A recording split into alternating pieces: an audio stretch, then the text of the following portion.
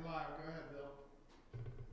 Okay. Well, good afternoon, everyone. This is a special meeting of the Basalt Town Council, which has been organized to consider a resolution dealing with public health concern and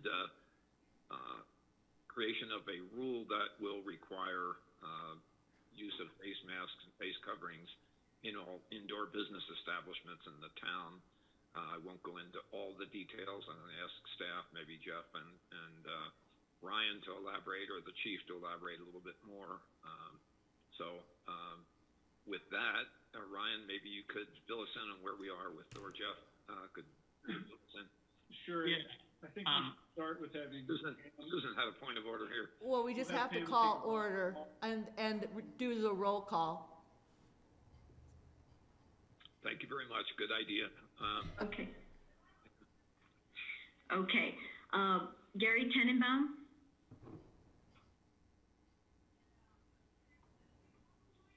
Here. Thank you, Gary. Bill Infante. Here. Thank you, Bill. Glenn Drummond. Here. Thank you, Glenn. David Knight. Here. Thank you, David. Elise Hottle.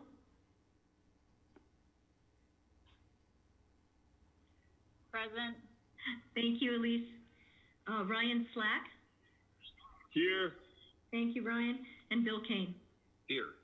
Thank you. All are present. Okay. Thank you. So with that, Ryan, maybe you could bring us up to speed on our resolution. Sure, I'd be happy to. So there's a couple of things that I think are important to get out onto the public record. I received a number of texts this morning as it was this work number that had been advertised for public comment. We had two people on my phone that had requested to comment, and so we'll follow up with that shortly.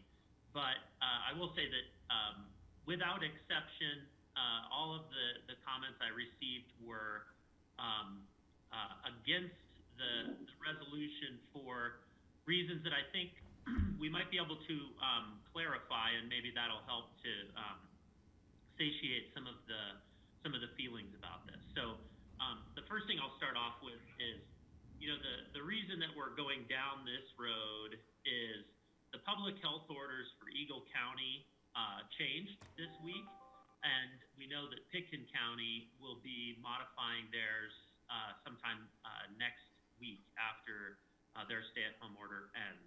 And so we're going to be seeing a lot more people out and about.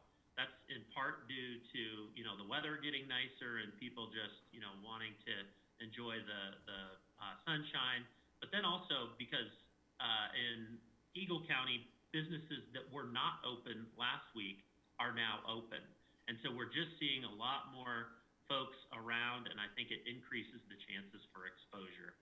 I have fielded a handful of calls specific to the grocery stores and that worry of people being in the grocery stores without masks and people just feeling vulnerable. And so I think this helps to address some of that. In fact, yesterday an article was sent to me by Jackie Whitsitt, and in Breckenridge, I believe it was, they had an outbreak in their city market store of some employees. 8 employees had tested positive. And so, I think it's a measure to continue to protect the public. And as we move through this next phase of these health orders, I think it'll allow us a few weeks to get feedback on what the data is showing. And so a couple of things that are specific to this is, we want to make sure that as we ease into these new health orders, we're able to continue with these businesses staying open. We don't want to have to backtrack. So if we take a little extra precaution right now, I think it'll pay off in the long run with allowing, the stay-at-home orders to ease and really allow for some more of those freedoms. I got a lot of feedback on the outdoors. People were worried, I'm not going to wear a mask outdoors. I can't breathe when I'm hiking or running. And, you know, that's fine. The resolution actually doesn't say that. The resolution simply says that if, in fact, you are recreating or walking around outdoors, that if you cannot social distance, and that doesn't mean just walking by somebody or riding your bike by somebody. It means for a prolonged period of time that we want you to put on a mask just to, you know, increase that safety. So people will be able to still have those freedoms outdoors. We actually did contemplate having it sunset on the 26th of May. So the 26th of May is also the second meeting for town council in May. So if you don't take action on it on the 26th, then it will sunset and it'll go away and it will no longer be a requirement. The town council can revisit it at that time and make a determination if it would be prudent or not to keep it in place. We've also, because this resolution would go into effect right away if it is passed today by the council, we have reached out, the PD did that on our behalf to the grocery stores and convenience stores, the places that you're seeing like pretty high traffic, just to give them a heads up so that they'd be able to, you know, foresee that change. You know, and some of the feedback that we received as we were, you know, contemplating this action is the grocery stores felt that they could not or were somehow not allowed to put in stricter requirements and require masks. You know, I think they would have been able to because it's in a private setting, but I think this, you know, helps them just clarify that and, you know, allows for that enforcement. So as it states also in here, as far as being indoors, you know, we're really trying to make this specific to indoor places where, you know, the public are invited. So, for example, in an office setting, if you're able to social distance, you know, I'm sitting in my office now and not wearing a mask, that will continue to be okay if this is passed. It's really in those public interfacing areas of retail shops and stores and construction sites, things along those lines that we want to be a little extra careful for the next few weeks. So those are sort of the details on that. One thing I want to make sure that I caveat as well, and Chief Knott can talk to this, but as with all of these health orders, you know, the PD has been enforcing them, and they have been out and about and educating folks on what the health orders say.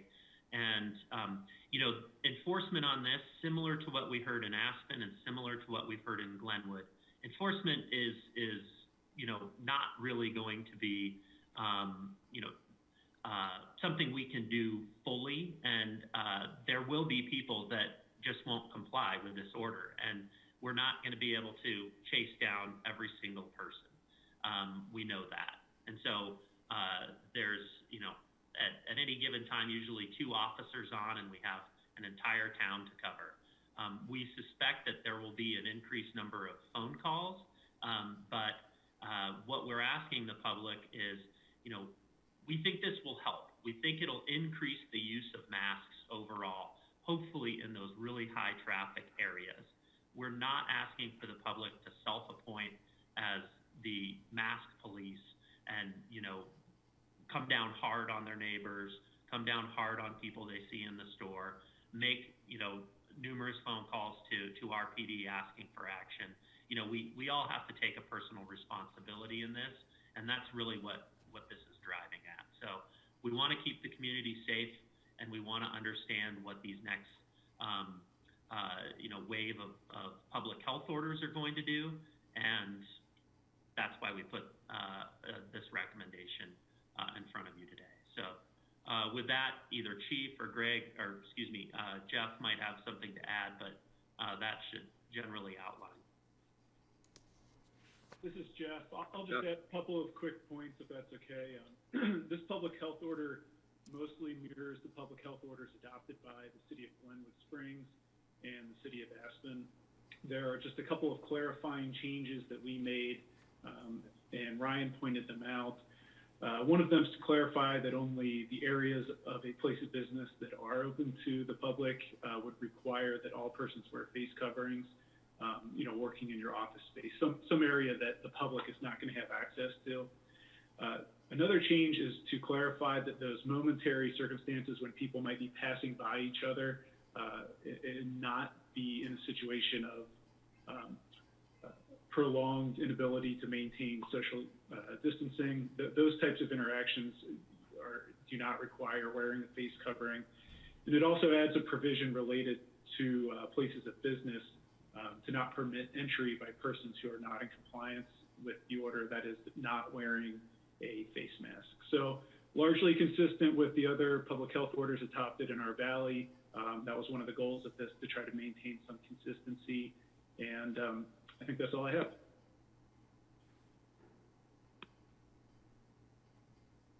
One other thing that I would add that I meant to was, I did get a text from one person that was concerned of a pre-existing health condition that they had that didn't allow them to wear a mask. And, this resolution also does contemplate that. Should somebody, really not be able to breathe because of severe asthma or some type of respiratory issue, that's something that we could address on a case-by-case basis.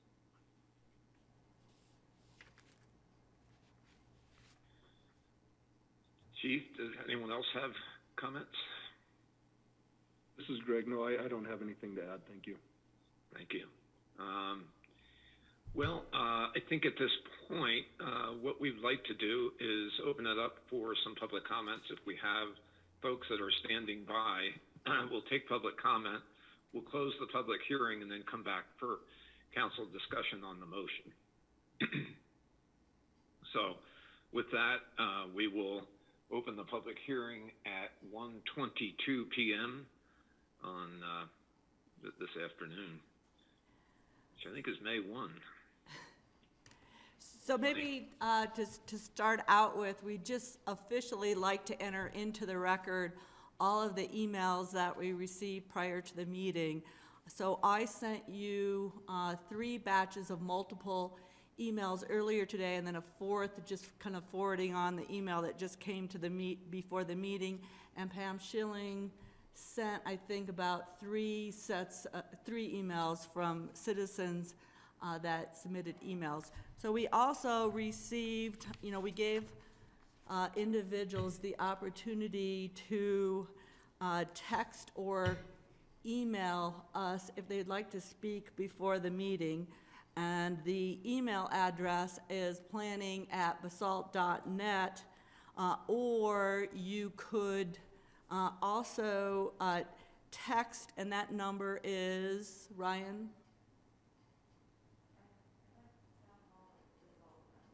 970-987-7010. So, and it's 970-987-7010. Thank you. I had one individual that asked me to actually read her comment into the record, and so I will do that first. This one was from Dr. Sharon Enable. She said, "I wish the following to be entered into permanent record and read out loud if possible, as I am unable to be available for testimony due to patient schedule this afternoon. Thank you. I have finally been allowed to open and see patients this week who have been desperate need of care. I'm following all the strict guidelines as per the EOs and all public health departments, PHOs, that govern my location, which would be CDPHE in Mesa County. Children are required to wear masks when they enter my office, as well as anyone else, including me. What I am seeing is younger children frightened by masks. No matter how much the parents try to explain and reassure their child, they are still frightened. Mental health is a big issue, and suicides cause ripple effects across their communities, especially child suicides. Mandating masks of healthy citizens will have long-term effects on the mental health of those vulnerable children. To what extent will only be seen down the road. Does your community really want to be part of the mental health problems in children? And if you don't think it is already a problem or it's just a little fear they'll get over it, you're wrong.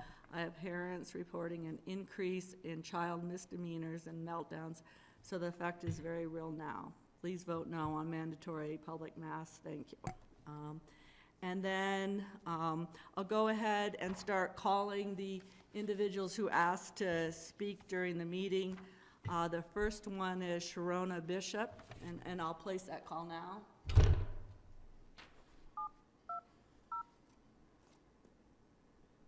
Oops.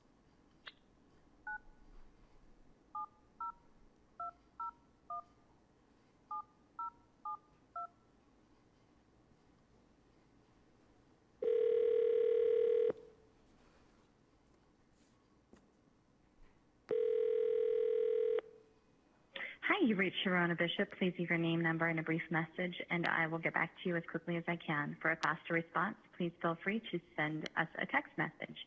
Thank you so much, and have a beautiful day. At the tone, please record your message. When you've finished recording, you may hang up or press 1 for more options. To leave a callback number, press 5. Hi, Sharona. This is Susan Felt from the town of Basalt, and we were trying to call you for our public comment period during the town council meeting. If you would still like to speak, please text me at 970-379-1514. Thank you. So now we'll try Michael Sandler, and I'll try calling him.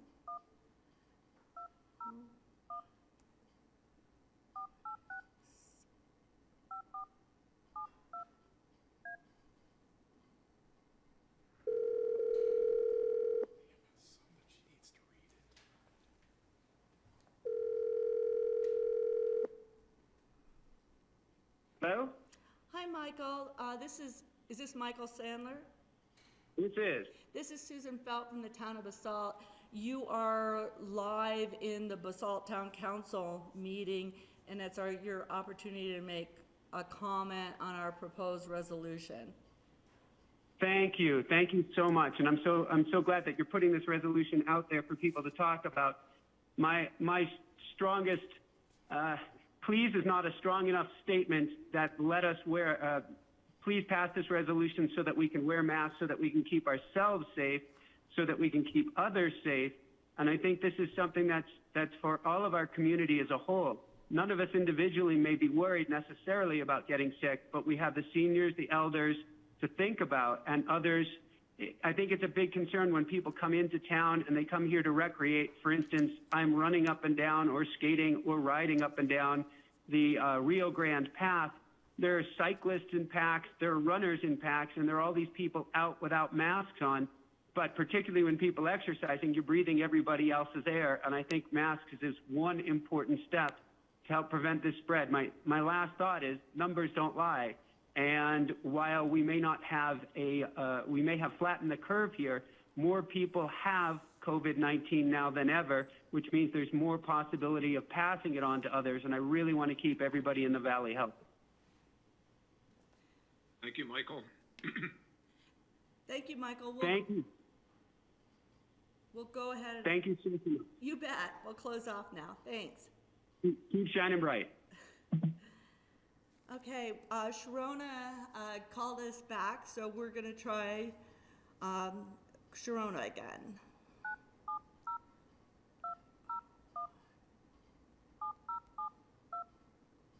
Susan, I'm going to have to caution her, too, that we have a 3-minute limit on public comment. Okay. Impose that. This is Sharona. Hi, Sharona. You're now in the Basalt Town Council meeting, and I think before you start, I think the mayor would like to just make a brief comment. Absolutely. Thank you very much. Sharona, we're happy to hear from you and look forward to your comments. It is our normal practice to limit public comment to 3 minutes just so that everybody can be heard. So just be mindful of that. So try to Yes, be sir. concise and get your message across. Thank you. Yes, sir. Thank you so much. Well, I appreciate the time and the opportunity, and I'm sorry for the background noise. However, the reason that I am opposed to the mandate that you're talking about putting on the people of Basalt there is several reasons. First of all, is just the data, which reflects that this is an unnecessary action to take. We're talking about something that's a 0.002 global death rate, but more importantly than that, in your own area, I believe you've had none. And if I'm wrong and it's none, it's close to none. And so now that we have flattened the curve, so to speak, as they're saying across the state, I'm curious about municipalities now charging in to create these mandates for their citizens. It is a violation of their civil rights for you to mandate what they put on their body in order to be seen in public. What businesses do is up to them. They're private entities; they can do as they wish. But being the representative as a city council member for your community does not give you the right to violate civil rights and mandate what people put on their faces. I think we've seen with Glenwood the lack of support from obviously the sheriff's department as well as the police department to enforce this. I mean, you're talking about a $2,700 fine on someone who is simply exercising their right to life, liberty, and the pursuit of their happiness by breathing clean, beautiful basalt air. It just doesn't make sense. I fear that with our elected officials, like the Basalt City Council and whoever put it in your ear that you should do this, that it's a knee-jerk reaction to make it look like you are doing something, and you are. You're letting people be free and pursue their way and exercise their own virtue. Personal virtue is one thing. Government mandated is a whole nother, and that's a violation of our freedoms as Americans for you to do that to us, especially when the data does not support this type of knee-jerk reaction. And I think that's probably the most significant thing, is that you're talking about implementing something that has really very little value, but will cause a lot of additional issues to people. According to the American, I will send it over to you guys. It is the, I'm so sorry, Journal of American Medicine, thank you. They actually expressed that it is not healthy for healthy people to be wearing masks, or for children to be wearing masks, or people who are exercising themselves to be wearing masks. That makes no sense. I would encourage you to please look at the data. There are plenty of research studies that have been done. I have 3 that I will send your way as well. I would look at the studies that were done before the COVID hysteria, before people started making you think that this was the action to take. Those are the studies I trust because they're not based on a narrative.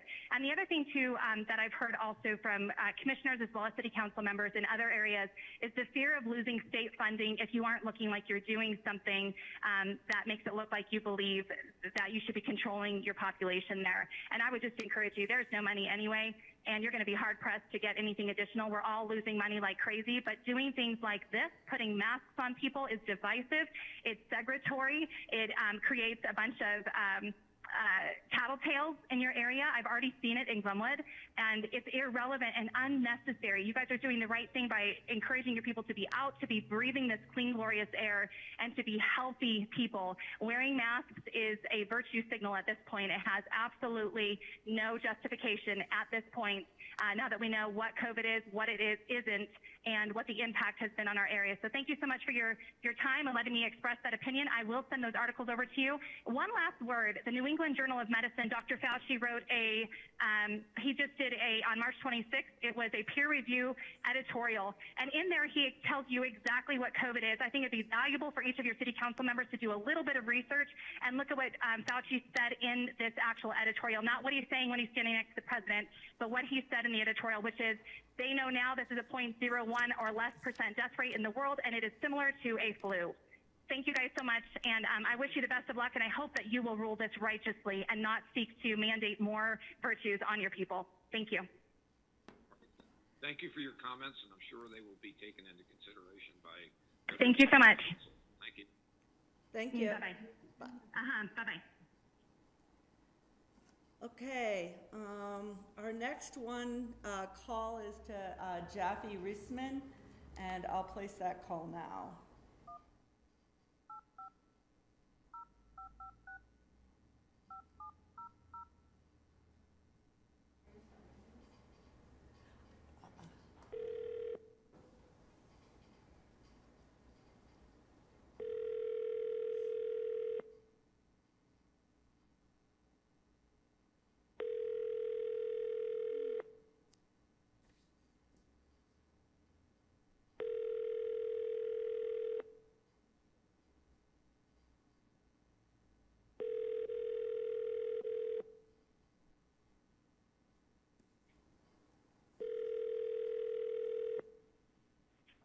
this is Jackie. Hope you're having a great day. Please leave a message. Thanks. Bye. At the tone, please record your message. When you've finished recording, you may hang up or press 1 for more options. Hi, this is Susan Felt from over at Basalt Town Hall. We're trying to call you regarding your request to make a public comment during our discussion on our adoption of this resolution. If you would still like to talk, could you text me at 970-379-1514. Thank you.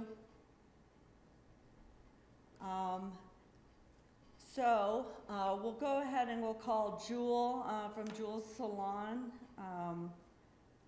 and I'll place that call now.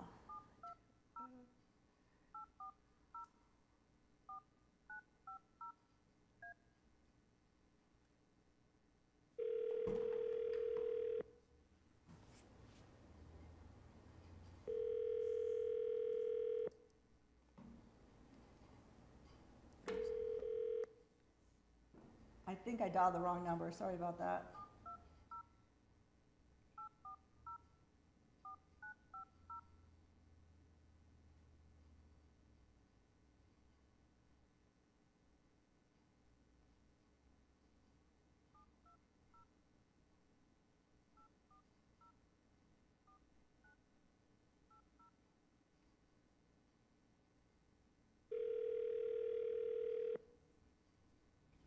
Hello? Hi, is this Jewel? Yes, it is. Hi, Jewel. I have you on the speakerphone here for the town hall discussion on the adoption of the resolution regarding masks, and I know that you had wanted to make a comment or ask some clarifying questions. Yes.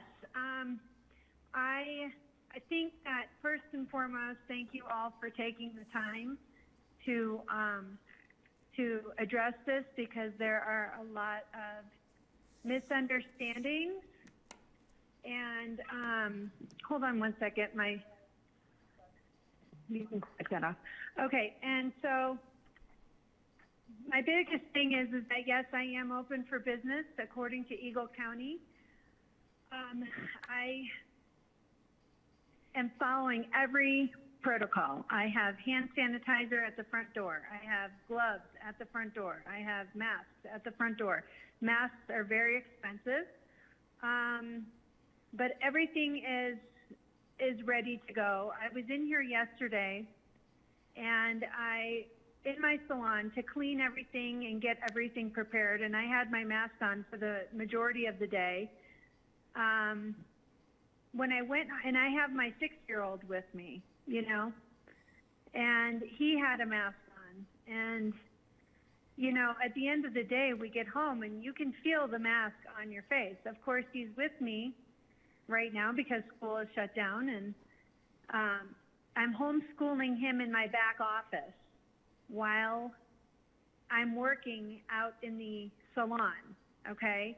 So he's completely in an office, and he can take the mask off in the office and be fine. But at the end of the day, we feel like when we get home and you take the mask off that we still have a mask on our face, which, you know, that's fine. I'm fine with all this.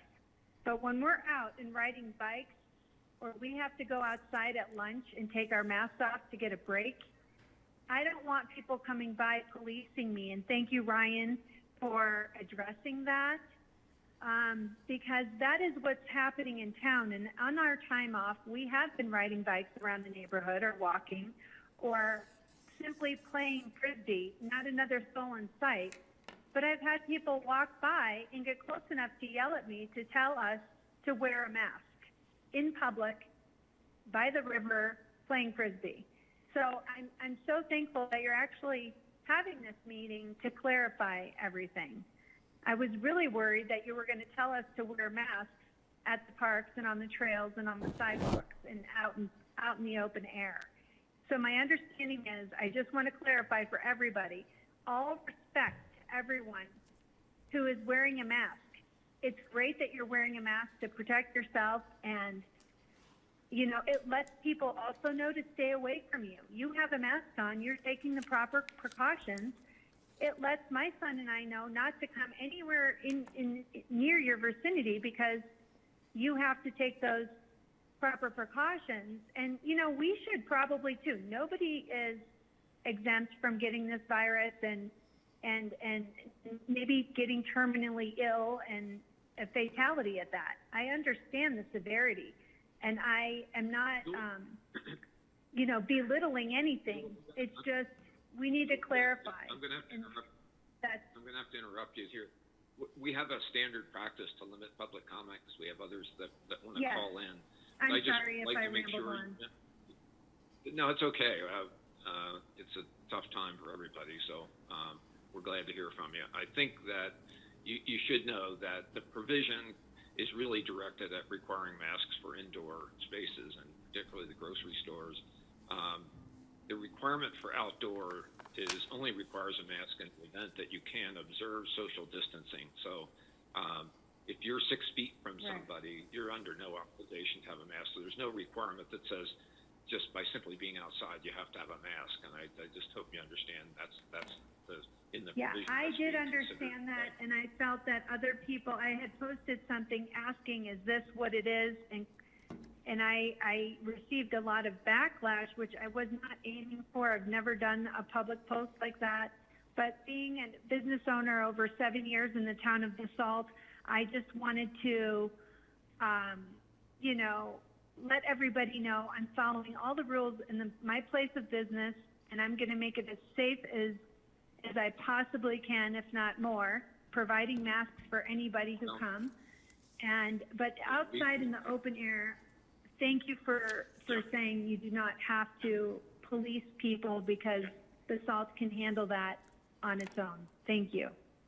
Okay, well, thank you for your comments. And I know, speaking for everybody on the council, everybody here wants to make sure you succeed in your business.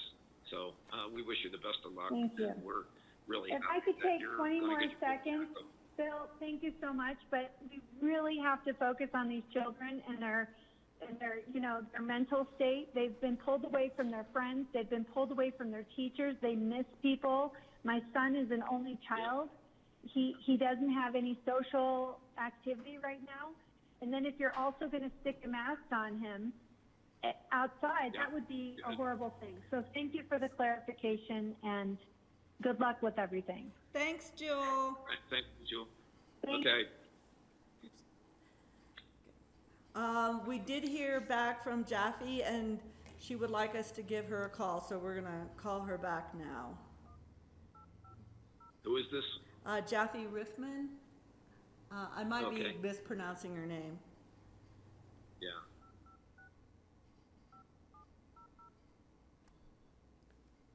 I was worried that it was Jackie Whitsett. Hello? Hi, this is Susan Felt from the town of Basalt. So, Hi. Hi, I do have you in our public meeting. This is the time for public comment regarding the resolution regarding masks. And I understand you'd like to make a comment. And just as a forewarning, we're trying to limit everyone to 3 minutes. Oh, yeah, mine's going to be very quick. Great, go ahead. Hi.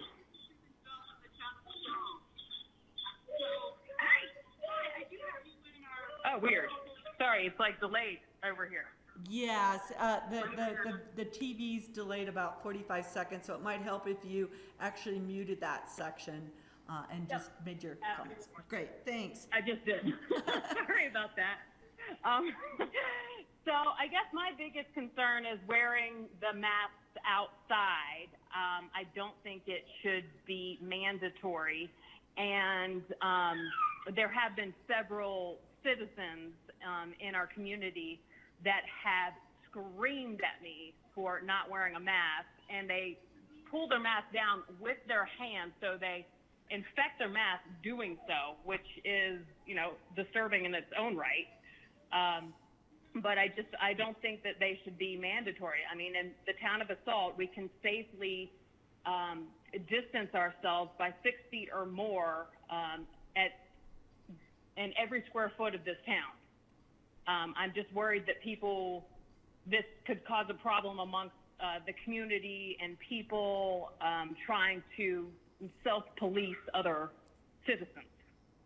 I totally agree that masks should be worn inside of places of business and precautions should be made there, but in the open outdoors, I do not see them being necessary or safe in that matter. That's it. Okay. Thank you. Thank you. Thanks. And I'll go ahead and close you off, but thanks for your comments. The next person that I'm going to call is Ryan Fools. I might have that also mispronounced, but I'll call Ryan. Hey, Susan, Yeah? can you give us a flavor how many calls we have? What's the I have this one, Warwick Mulbrays, and then Pam got some requests of people that wanted her to read things into the record. And then after we started at 1 o'clock, I got 3 emails. And I think that people want me to read those. That's what I have so far. Okay. And I don't know, Ryan, did you Great. get anything more? Okay, that's what we have. No, I did not. Okay. Okay, I'll start calling Ryan then.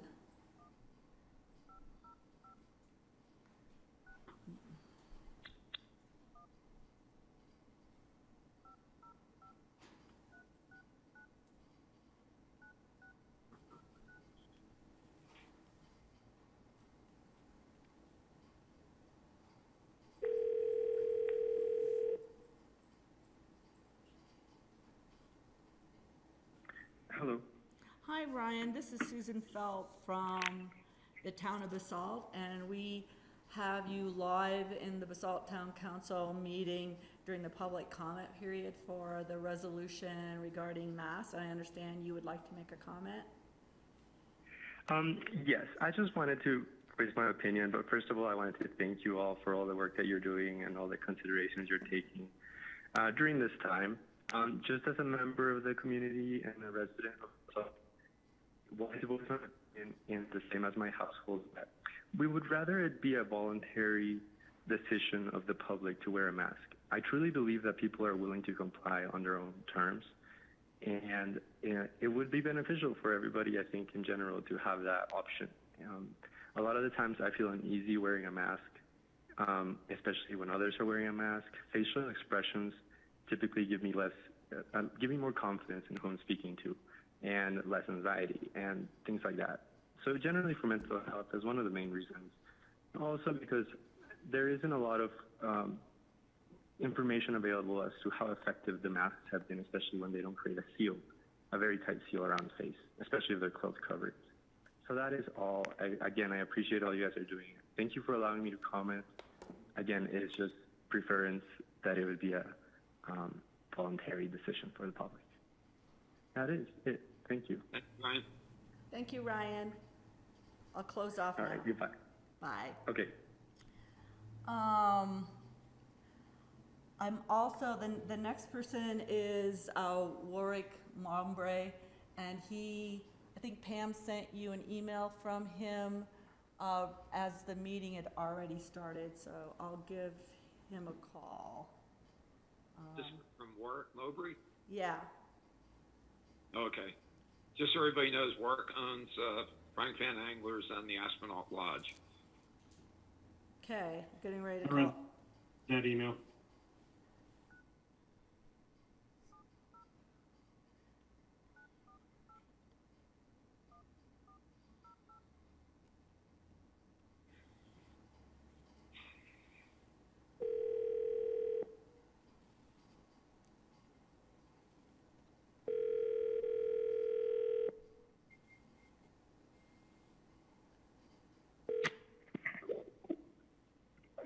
Hello.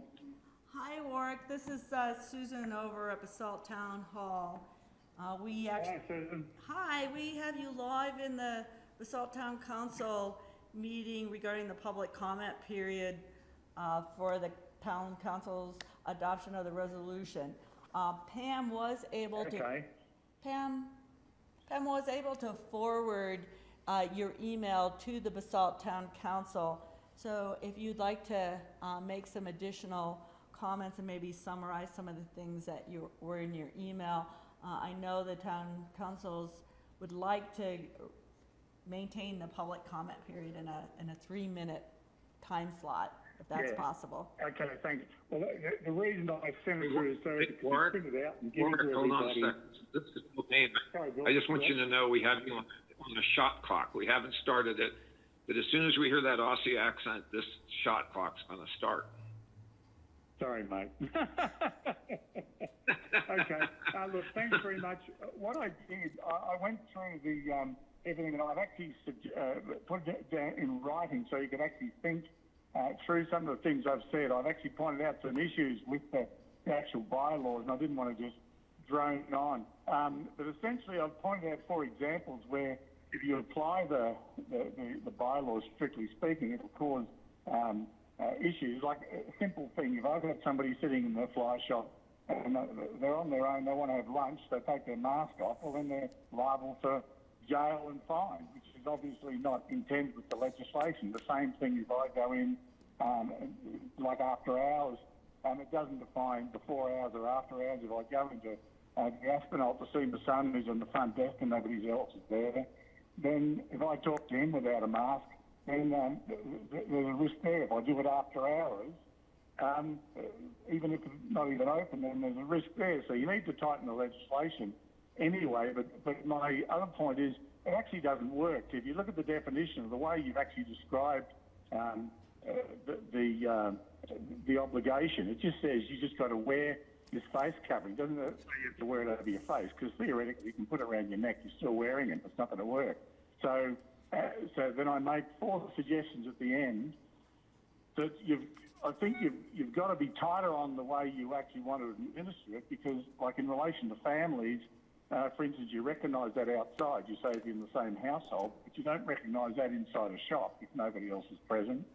I think, if you're real concerned if it's for old people, 91.5% of the people dying with this are over 60. Now, I'm obviously in that age group, so I don't take my nose off it, but if that's who you're aiming at, that's the, maybe you have prohibitions against them, or alternatively, small shops like mine, I can control who comes in at the shop. So why don't you just draw a distinction between, say, a small retailer who limits the number of people who come in as against a large hey, Warwick, operation? the clock just went off, so...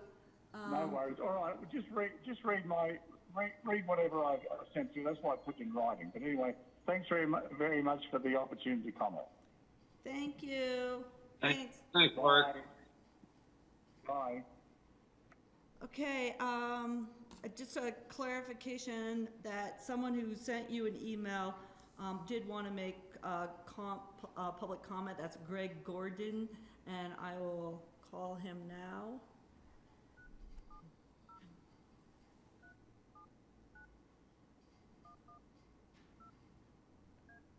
Call cannot be completed as dialed. Please check the number.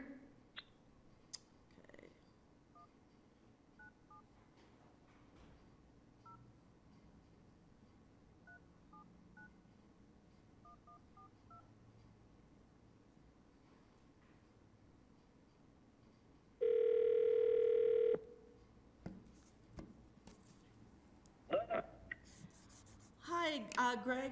Is this Greg Gordon? Yes. Greg, Yes, it is.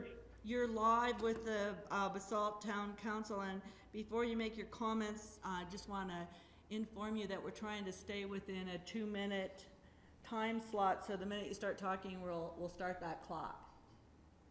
That was 3 minutes. That's okay. I'm going to take a few seconds, so thank you.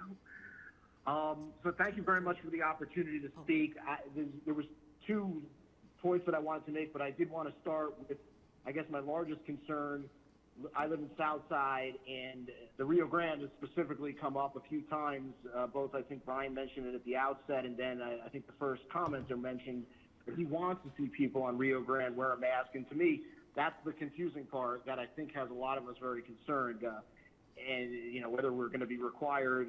It's unclear to me whether somebody can, quote unquote, keep a 6-foot distance when you're running or biking down the Rio Grande and you pass somebody coming the other way. And as my wife Jackie mentioned, that you get dirty looks a lot, and I don't think it should be mandatory there. And I guess just in the larger point, the data, I try to keep up on the data and what's been coming out, and it still seems to me we're poking around in the dark here. We don't really know just how deadly this is, but or how many people have it.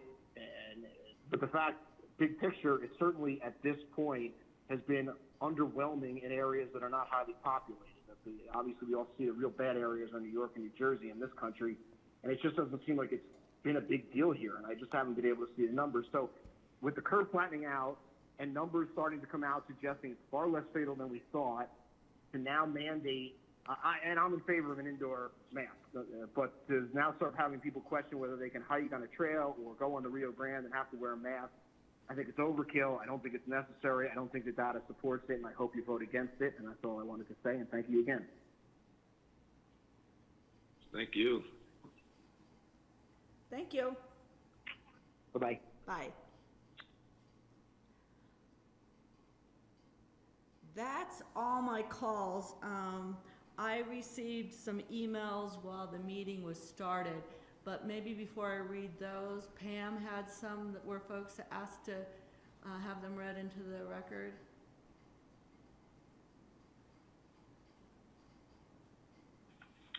I do have one from Diana Elliott. I also had one from Warwick, but it sounded like he made his comments and I forwarded his email on to you. Let's do that. As well as Diana's. Diana asked that I read this into the record, or someone read this into the record. She states, I am a resident of Eagle County residing in Basalt Town proper. I have 2 brothers who are in law enforcement, one in Seattle and one in New Mexico, and one sister in the medical field as a nurse administrator in Denver. You could say that I am 100% in favor of the mask enforcement in our businesses in the Roaring Fork Valley and Basalt. My siblings are out there putting their lives on the line so that when people do become sick, they are able to help them recover. I also speak for the many students who work in the Valley helping to support their families at this time. They also deserve our protection. Oh, look at that, I stopped myself. If for some reason you choose not to wear a mask, please stay at home and order all of your food, toiletries, and other household items through the internet.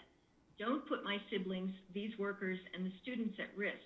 Please approve the face mask for all businesses. We who wear face masks are not sheep. We choose not to overburden our first responders with an unnecessary caseload. Thank you, Diana Cordova Elliott, Eagle County, Basalt. Okay, the last. Is that it? Yeah. Okay, it's the last email that I received about 3 emails while we were meeting. One was from Amanda Wagner. Amanda is the owner of TAC Fitness, and she really is asking questions. And we are asking if gym members are maintaining the 6-foot distance, do they need to wear a mask while exercising? For example, if I'm running on a treadmill and I am 6 feet or more away from anyone, will I be required to wear a mask? Another example would be if we have 9 participants in a 2,000 square foot space, in parentheses, a cycling class, for example, and we're staying in one area, not moving and maintaining 6 feet from one another, will we be required to wear masks? Can I interject? Ryan, you may clarify this, but I think the Eagle County Health Order is fairly specific about gyms and personal service businesses, is it not? And I think we default to the Eagle County Health Order relative to gyms. My understanding in Eagle County, any business that gets the opportunity to open up has to submit a plan to them and therefore follow that plan by Eagle County. So, Glenn, you are mostly right in that statement. The one piece of information is they don't actually have to submit it to Eagle County. They just have to have that protocol in place and post it for public viewing as well as for their customers. So that's just one slight variation there. But as I'm reading through this, it looks like, I mean, a gym would be considered a public place.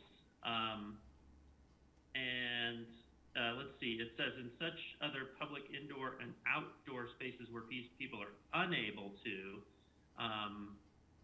when entering and while inside areas of public business open to the public.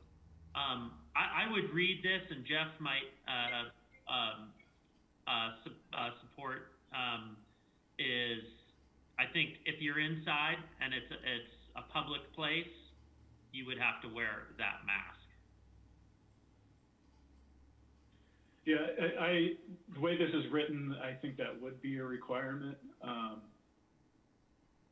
in that instance, yes. I think as a practical matter, many of the instructors are now, because of the face mask requirement, are considering using parks and open spaces with great social distances to avoid the need for the masks. So that's, you know, something Amanda's going to have to consider probably. Yeah, Jeff? Are there any other public comments? If not, I had a couple of comments, summary comments I wanted to make before town council discussion. Sure, I So have. Susan or Pam, or is there?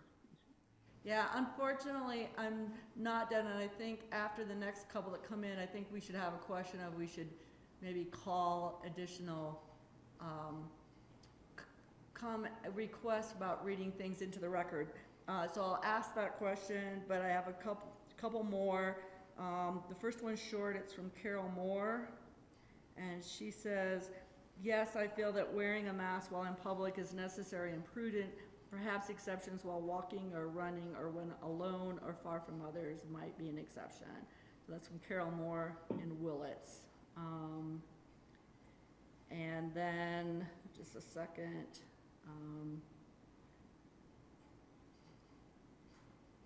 Ginger Jansen writes, I am writing out of love for our amazing town that has come together for other challenges like wildfire. We do stand out as loving, supportive, respectful, appreciative, compassionate community. Instead of requiring a mandatory mask rule that divides us, we should trust each individual to make their own choice of whether they feel the need to wear a mask or not. And then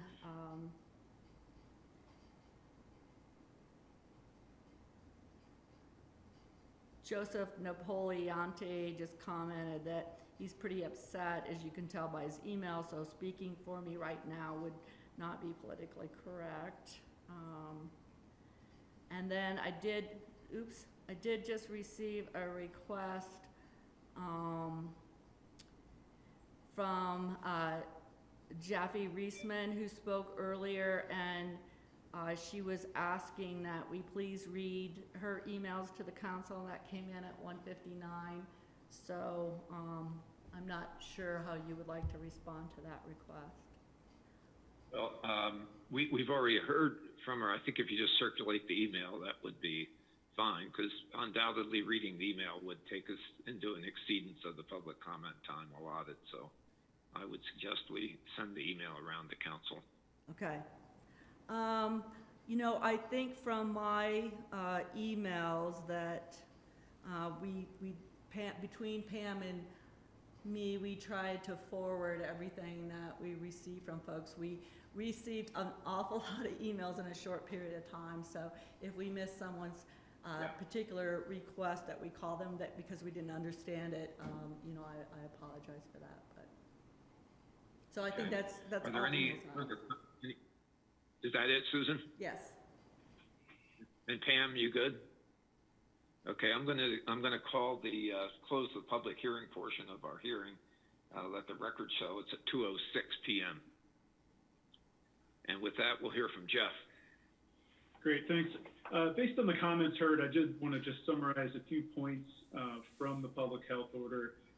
One is that all state and County public health orders will continue to apply in the town. And so if there are more restrictive provisions of those orders than just the narrow issue that this public health order is addressing, those would apply. As to businesses that are open to the public, again, the requirement to wear a face covering relates to those areas of the business that are open to the public. I think the implication is that if the business is not open and the public is not in it, it wouldn't apply, but there would still be the obligation to comply with the second piece of the public health order that requires wearing a mask if you can't maintain social distancing in that circumstance. There were a lot of comments related to wearing masks outside and passing each other on trails. As drafted, the order doesn't require you to wear a mask if you're just going to pass someone on a trail. But if you couldn't maintain social distancing, such as if you're directly alongside them, I think for an extended period, that might be a case. But as drafted, it was not intended to cover just that brief period of interaction when you might be passing someone on a trail. As to a couple of comments, I think, about the general penalty provision. There's a tie-in just to the general penalty provision of the code, which then states what the maximum penalties are, and those are reiterated here just as a matter of consistency. And then one last thing I wanted to point out is that this, as there have been questions today, and there may be some that go forward, public health order is written to grant Ryan, as the town manager, the authority to adopt just some clarifying and implementing orders in case there are some questions that come up or things that may not be perfectly clear under this order as written that would allow him to make those clarifying implementing orders. And those were the main things I wanted to address based on the public comment heard, and if there are other questions, I'm happy to answer them. Great, thanks. That's helpful. So I think we're ready for comments, questions from council before we entertain motion or direction. So no particular order. Anybody can start if they would like to comment.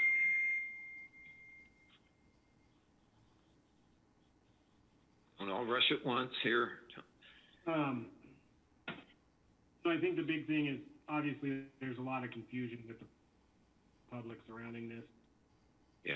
That's going to be difficult to address. The other concern I have is all this is pretty much addressed in both Pickens County and Eagle County health orders.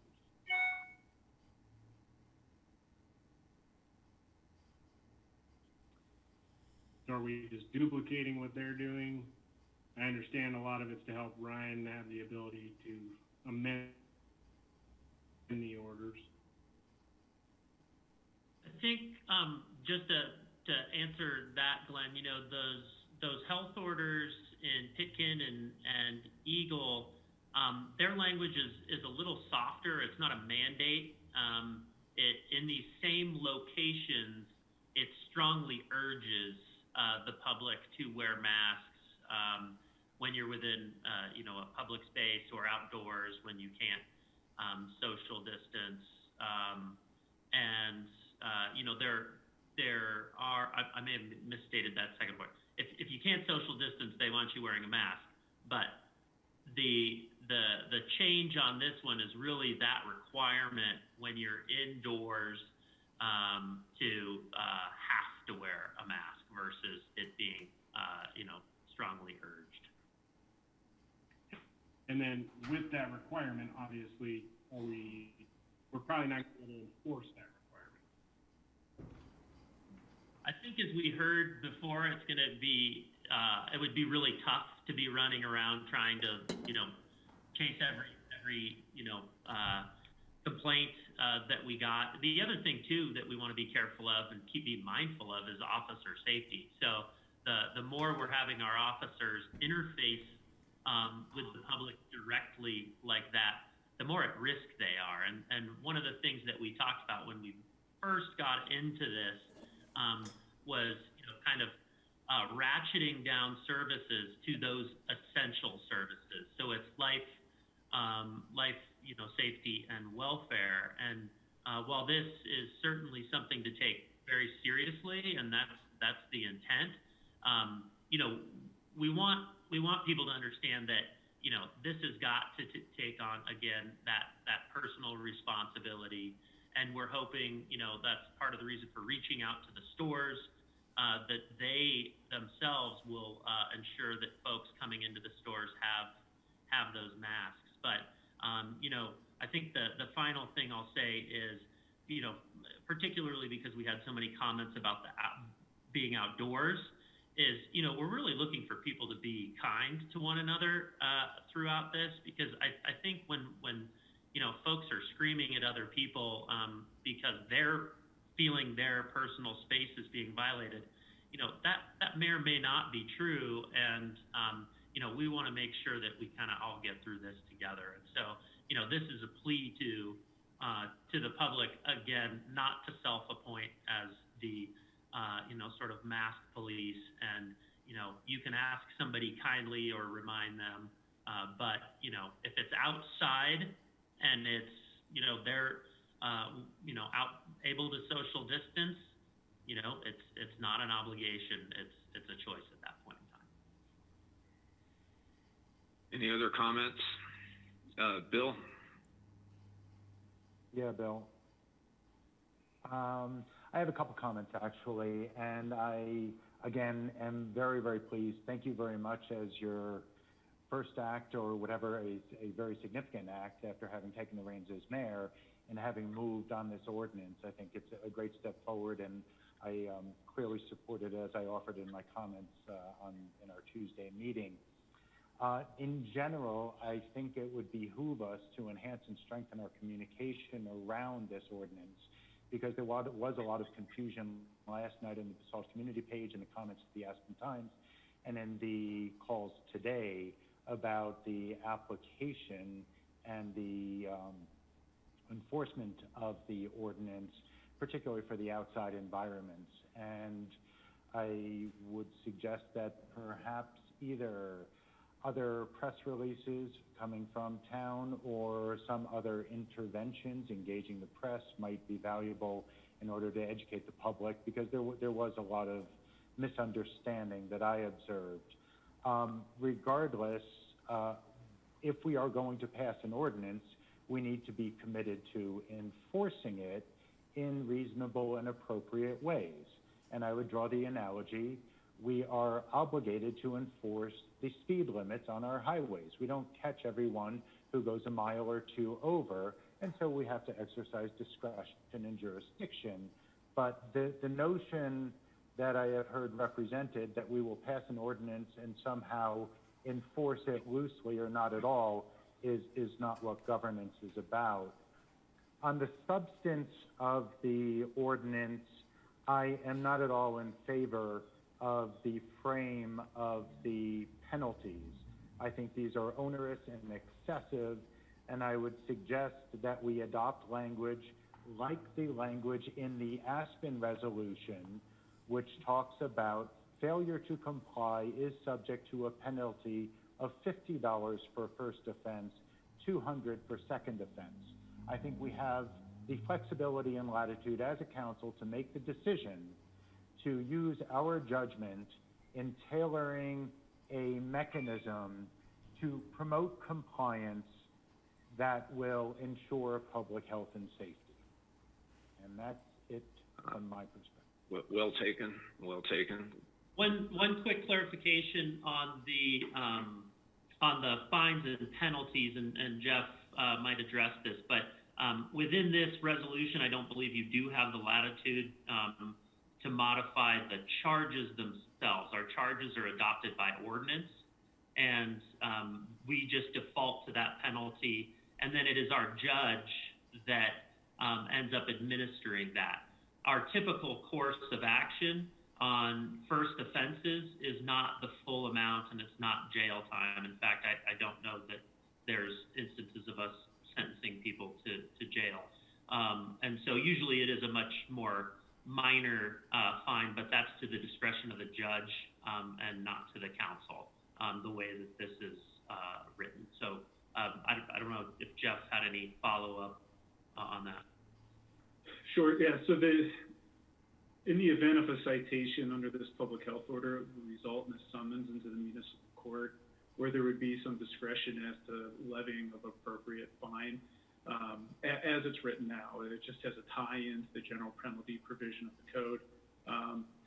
I think given the emergency nature of this and because it is as part of a public health order, there could be the ability to impose a penalty assessment as the city of Aspen did, which could be something to consider, or if left as is, it would just result into a summons into the municipal court. So are you saying, Jeff, that we do not have the flexibility to adopt language like Aspen's that would be much more clear for the public in establishing that we are not going to levy or enforce penalties of $2,650, because this is a source of confusion. It was a source of comment in the phone calls, and it was definitely the object of discussion last night in the Basalt community page comments. So to the extent that we can communicate clearly that there is a notion of appropriateness and reasonableness, can we not adopt language under the Basalt statutes that is identical to that Aspen has adopted? Yes, I think based on it being adopted as an emergency public health order, we would have the ability to include what would be imposed as a penalty assessment on the first offense, as the city of Aspen did. And again, or as written, it would be just a subject to the general penalty provisions of the code with a summons into the municipal court. So yes, I think there is the ability for the town council to do that, and or amend or provide some other guidance as to appropriate penalties if there were to be a citation. Any other comments, discussion? Glenn, and then David.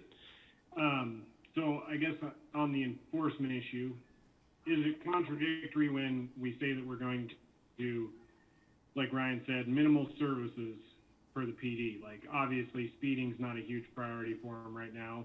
DUIs still are same level. I don't know how Greg feels about it, but are we creating something that is pretty much unenforceable?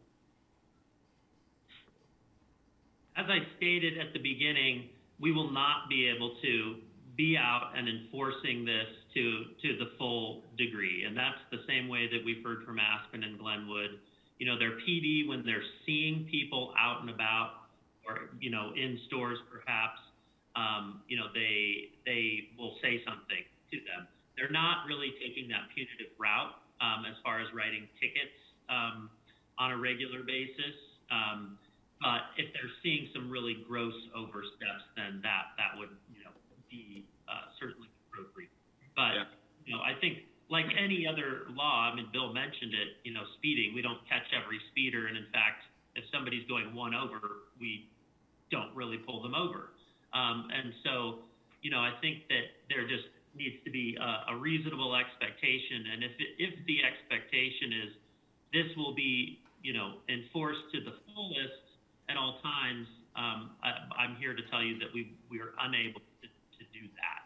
That there's, you know, going to be people walking around without masks, probably where they have them on, and we may not see them, or we're dealing with another call, or, you know, something along those lines. But, you know, typically it's two officers on, and, you know, there's two sides of town, three sides of town to cover, and it's just impossible to be everywhere at every time. And if we get a call that somebody on the, you know, 500 block of Sopris is walking without their masks, we may or may not respond to that. And so, you know, I think there just needs to be those reasonable expectations and that needs to be understood at the outset. If I could offer some perspective, I think that, you know, this perhaps is personal, but I think the 90% of the benefit that we're going to reap from this change is to deal with sort of unfair and inequitable treatment in the grocery stores particularly, and in some of the retail establishments. So from my perspective, I think that's really what we're trying to fix. I mean, I've just had a lot of constituents and friends. I've gotten calls and, you know, texts from folks saying, hey, went to the grocery store today, 90% everybody was on board, and then there were, you know, 10% of folks that appeared to be not care or were kind of defiant. And it's just, it's not fair, because we know that we do have some science that says that face coverings do limit the propagation of droplets and the infectious disease, and then so that those that are not wearing them endanger everyone else. So it's I think this is the classic role for government, is to level this playing field and protect the police power. It's the public health, safety, and welfare of the community, and this is where we sort of have to step up. So on the outdoor thing, I think it's best efforts. And that's the way it's worked in Aspen. It's the way it's worked in Glenwood Springs. And I think we get 90% of the benefit of this resolution will be to create a fair, level playing field for all of our citizens in the grocery stores and in retail establishments. And I think they'll thank us for it, frankly. So that's my take. David Knight. Sure, I'll keep it brief. In spite of the pandemic, it's a nice afternoon, and I'm sure people want to get things moving. From my personal experience as well, I've seen a lot of people recreating in a safe way, kids playing outside in a safe way, and I think we've been doing a really good job with that as a community. And as far as this resolution is concerned, I don't really see that changing. I know there's been a lot of comments, and there probably will be continued confusion. So I would just ask that we continue to, communicate the intent of the resolution as it relates to the outdoors. But overall, I do support this. I think it strengthens our existing public health orders. I think that's important. And ultimately, what I would like to see happen is that this enables our businesses to open more safely, and most importantly, for our businesses to stay open, right? Because if people are confident in going out and visiting retail establishments, ultimately, those places will continue to stay open. People will continue to be safe, and I think it's a positive thing. Great. Additional comments?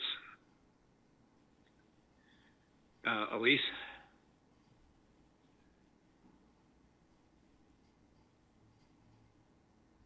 I'm having some issues with my internet, so let me know if you can't hear me.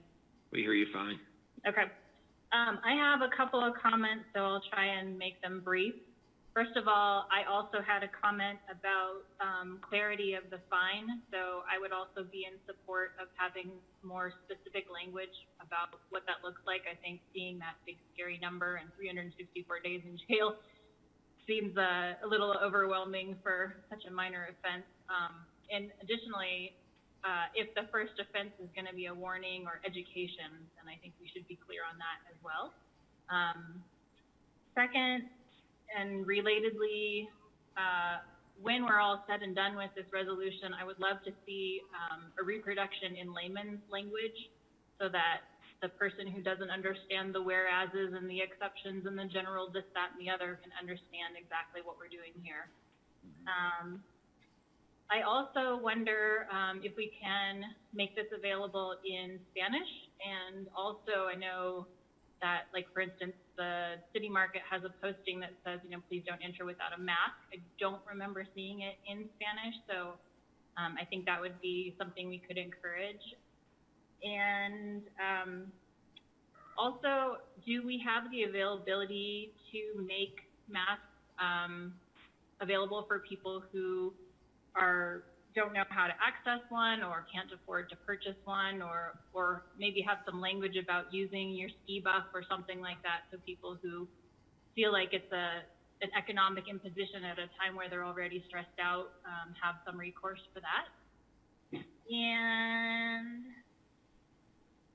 finally, in the text of the resolution itself, I can't remember which speaker's point, but maybe adding under the general information where it says like fit snugly but comfortably against the sides of the face, that we add cover the nose and the mouth specifically.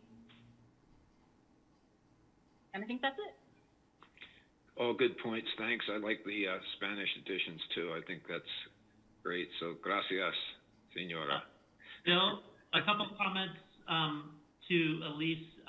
I'll start with the last. Under the definition section of the resolution, it does talk about that material securely covering the person's nose and mouth, right up at the top, and so I think that is enumerated in there. I think it wouldn't be difficult for us. We can work on putting together, as you suggested, like a layman's term sort of communication that we could put on Facebook and the website and the newspapers and stuff. I think that's appropriate. We don't have masks available for folks. I think we can, but there's been like sort of instructions that are out there on how to create your own mask just out of common materials around your house, so that folks that might be unable to afford one or get their hands on one, we could probably just steal from that and include that in that little booklet or the layman's explanation. So yeah, and then I think ultimately we just need direction on from council on what you would like those fines. If there's a majority of council that wants something different, you can let us know, and we can modify that piece of it. Can we make it as simple as just having the first offense a warning, and then start at, first offense would be $50 and second offense would be $100, or have it escalate? So a lot of hands going up, Chief, not? If I may, one of the things that we're trying to do is limit our exposure and time with people. So in order to have first offense warning, second offense this fine, third offense this fine, we have to identify them.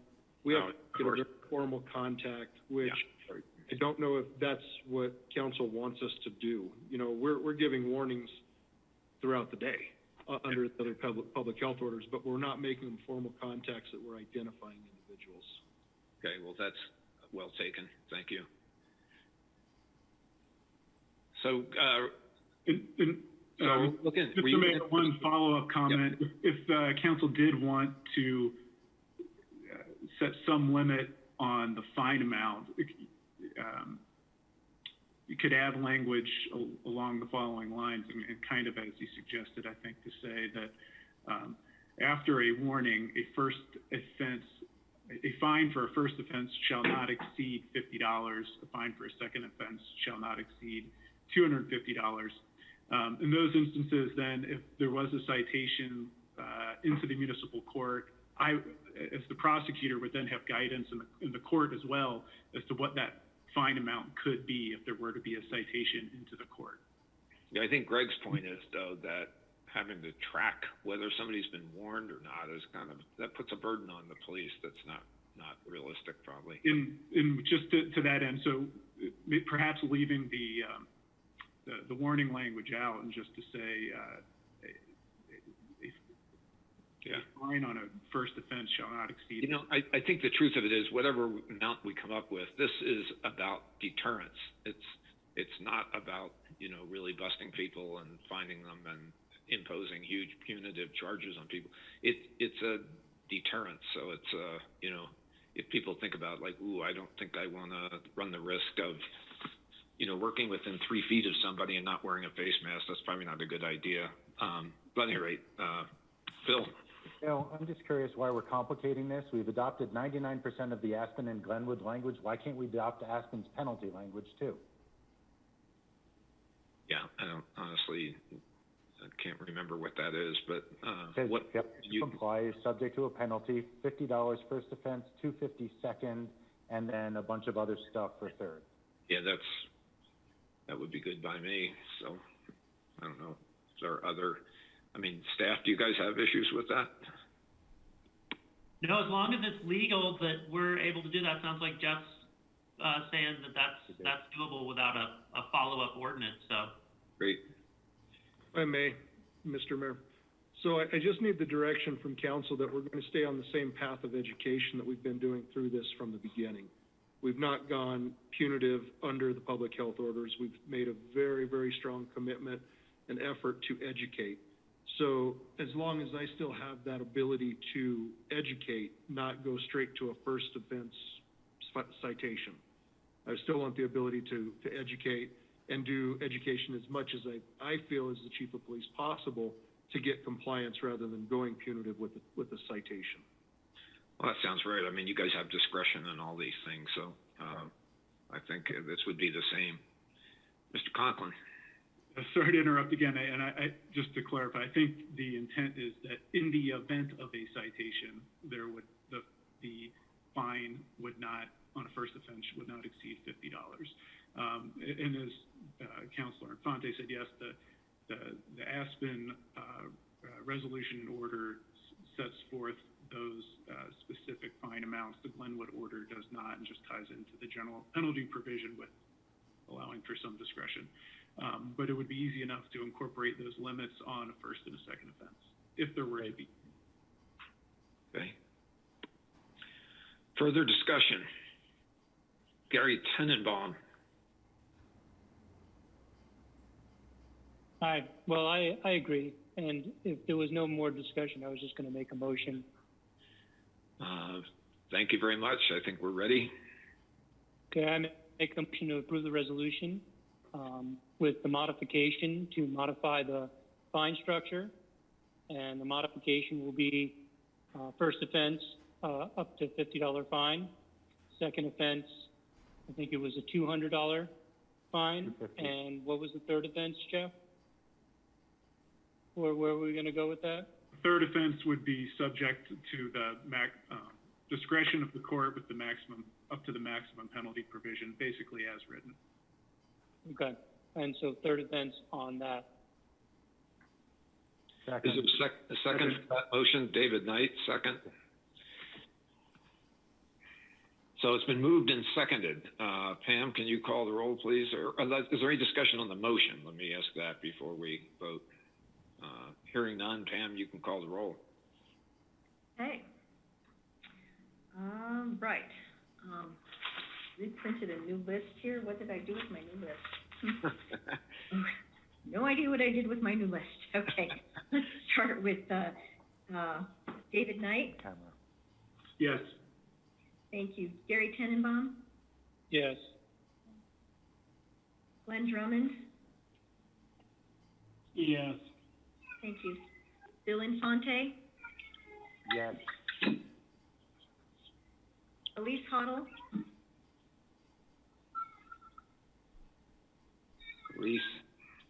Elise Hoddle. Yes. Thank you. Ryan Slack. Yes.